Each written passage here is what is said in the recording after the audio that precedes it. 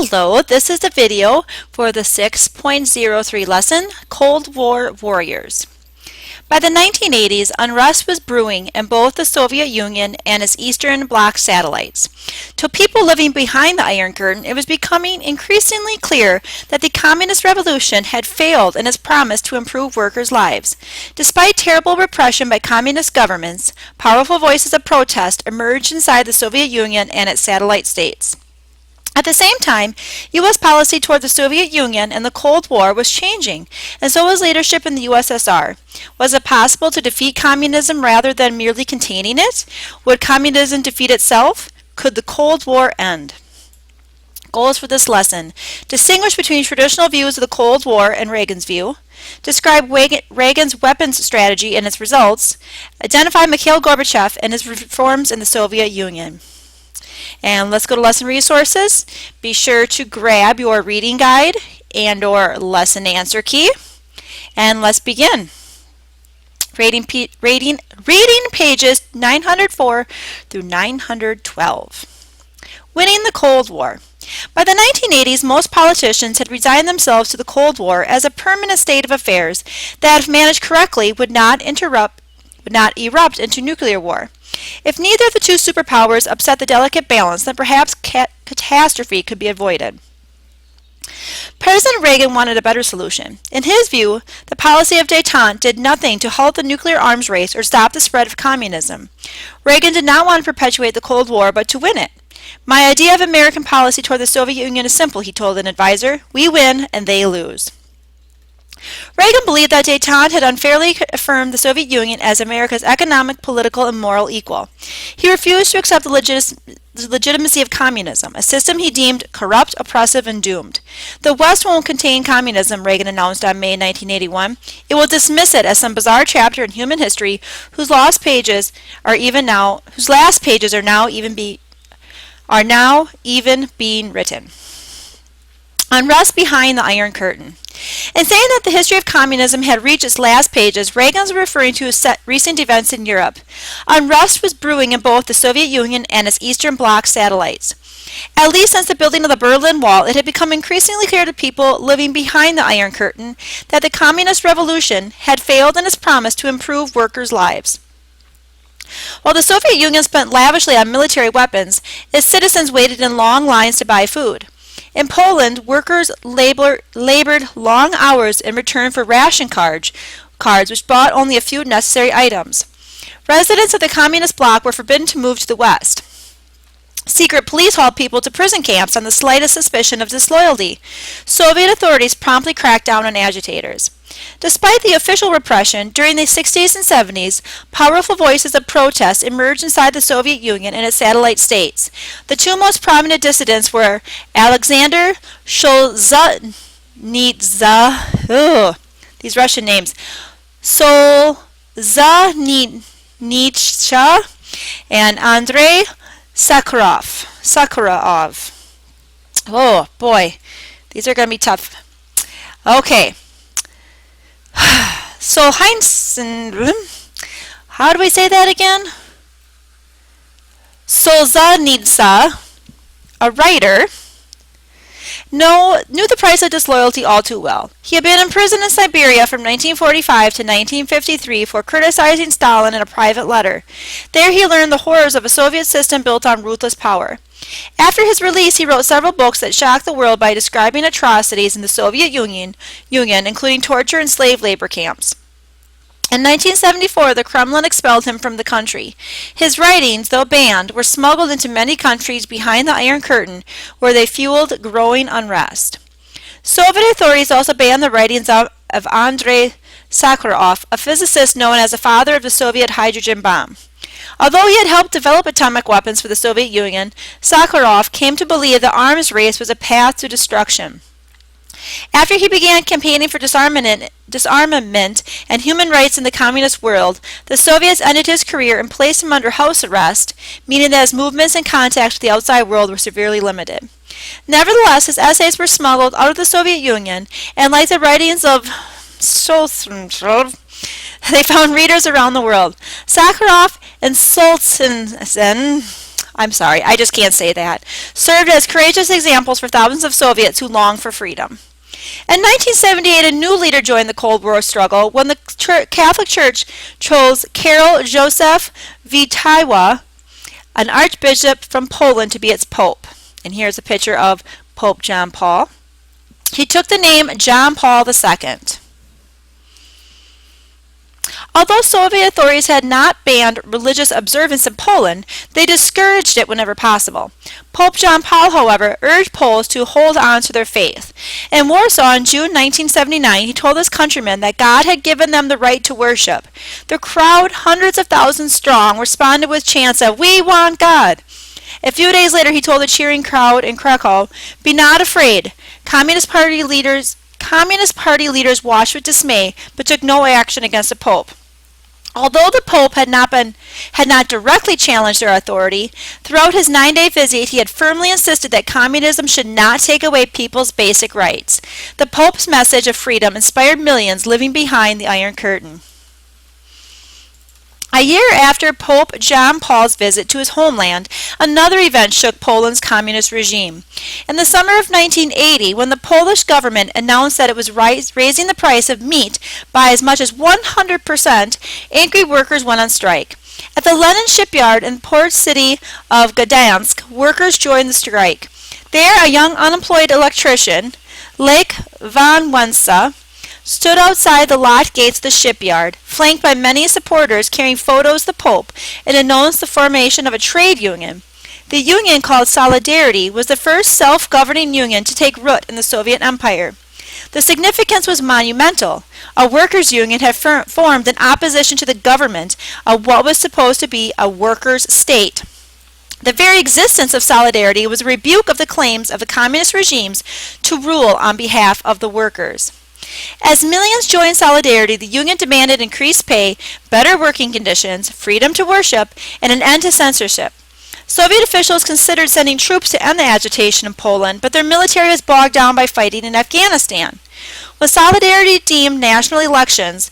demanded national elections, the Polish government declared martial law in December 1981 and imprisoned thousands of union members, including Wałęsa. "This is the moment of your defeat," Wałęsa told his captors. "These are the last nails in the coffin of communism. Time would soon prove him right." And here is a picture of Wałęsa. Here, the guy there in the middle, the leader of the Solidarity Union, taking aim at an evil empire. As president, Ronald Reagan used his considerable talent as an orator to denounce communism. In an address before the British Parliament in June 1982, Reagan condemned the threat posed to human freedom by the USSR and the dreadful gray gash across Berlin formed by the Berlin Wall. He predicted that the march of freedom and democracy will leave Marxism-Leninism on an ash heap of history. As the months passed, his rhetoric grew more forceful. In March 1983, Reagan described the Soviet Union as an evil empire, the focus of evil in the modern world. In the face of such evil, he said, it was America's duty to oppose it with all our might. His words heartened dissidents throughout the Eastern Bloc. Reagan assured them that the tide was finally turning against communism. He rallied several allies, including Pope John Paul II and Margaret Thatcher, the staunchly anti-communist Prime Minister of Great Britain. Reagan's global campaign for freedom had begun. The Reagan Doctrine. Reagan's campaign against communism was not limited to Europe. He believed that around the world the United States should provide military and economic aid to those fighting to stop the spread of communism. This might mean supporting guerrilla movements of fighting against communist governments. Or it might mean aiding the government to oppose communist insurgents. The Reagan Doctrine, as the policy became known, led the United States into some murky entanglements, especially in still developing third world countries. Aiding insurgents in Afghanistan. The Reagan Doctrine was applied to the decision to increase U.S. aid to insurgents in faraway Afghanistan, a country bordering the Soviet Union. In the late 1970s, communists in Afghanistan, with aid from the Soviet Union, had taken over Afghanistan's government. Many Afghan Muslims opposed the new communist government, which imprisoned Islamic religious leaders. Many Muslims wanted to replace the new Soviet-dominated government with one based on Islamic law. Muslim rebels, known as the Mujahideen, took up arms against the Afghan communists. In December 1979, Soviet leaders decided to launch an invasion of Afghanistan to support the communist government and battle the Mujahideen. The Afghan guerrillas were supplied with weapons and money from the United States and other nations opposed to communism. President Carter initially authorized about $30 million in military aid. President Reagan significantly escalated the U.S. commitment. By 1988, the United States has spent $2 billion on aid to Afghanistan. Striking from hideouts in vast mountainous regions, the Mujahideen ambushed Soviet troops and bombed Soviet garrisons. The Soviets lost more and more men. People began to refer to the Russian involvement in Afghanistan as the Soviet Union's Vietnam. In 1988, Soviet leaders called home the troops. The Mujahideen had won the guerrilla war against the communist superpower. Civil war quickly followed in Afghanistan. An Islamic fundamentalist regime, the Taliban, gained control, a result that would later have dire consequences for the United States. And here's a picture of the Mujahideen Muslim rebels took up arms against the Soviet-dominated communist government of Afghanistan. And you can see some of that mountainous territory that they were able to hide out in during the Afghanistan-Soviet Union War. The Reagan Doctrine in Latin America. The Reagan Doctrine was most vigorously applied in Latin America, where the United States funded anti-communist forces in several countries. Many Latin American countries had a long history of political instability, with one regime rapidly replacing another. In these unstable countries, communism often proved attractive to impoverished peoples suffering under repressive right-wing rulers. But when communist governments took over, they were often as repressive as the regimes they replaced. Within these politically and morally complex circumstances, Reagan focused on a single goal: opposing communism. The single focus sometimes led Reagan, like previous American administrations, to support dictators because they were anti-communist. For example, even though El Salvador was run by brutal military leaders who employed death squads to suppress opposition, Reagan supported the anti-communist Salvadorian government in its battle against communist-backed rebels. While Reagan did not send U.S. troops, he sent advisors, weapons, and billions of dollars in military aid.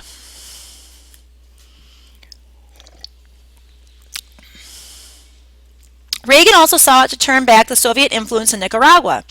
In 1979, a year and a half after the end of Carter's term in the White House, a rebel group called the Sandinistas overthrew Nicaragua's government and its pro-American dictator. The Sandinistas set up a socialist government and received support from Cuba and Eastern Bloc nations. American officials were alarmed by reports that the Sandinistas were helping to arm the leftist rebels fighting to overthrow the government of neighboring El Salvador. Reagan approved millions of dollars in aid to the Contras, a group of anti-Sandinista guerrillas, many of whom had ties to the deposed dictator. And here we have a picture of the Contras, the anti-Sandinista guerrillas, trained at a base in Nicaragua in the 1980s. And then here's a real nice map at the bottom that outlines all the U.S. involvement in Central America and the Caribbean in the 1980s, the 1990s, and on into 2000s as well. So take a good look at this. Lots of excursions in Cuba, in Haiti, Dominican Republic, Grenada, Venezuela, Colombia, Panama, Costa Rica, Nicaragua, Honduras, El Salvador, Guatemala. Very busy in those regions. Reagan celebrated the Contras as freedom fighters. Opponents charged that the Contras were fanatical militants who in their anti-Sandinista campaign wreaked havoc on the civilian population. Many in Congress opposed any further support for the Contras. In the tiny Caribbean island of Grenada, the leftist government had agreed to allow Cuba to build an airfield. American officials worried that the Soviets might use the airfield as a base for long-range bombers. In October 1983, when Grenada's government was overthrown by a radical, pro-communist faction, Reagan sent about 2,000 Marines to invade the island. Reagan said the invasion was necessary to protect American students attending a medical school in Grenada. Joined by a handful of troops from Caribbean countries, the American forces quickly replaced the radical government with a pro-American regime. Although the United Nations General Assembly condemned the superpower's invasion of the tiny island nation, many Americans supported Reagan's actions, as did most of the people of Grenada. Sunni and Shiite. We'll finish reading this in the next video. We're almost out of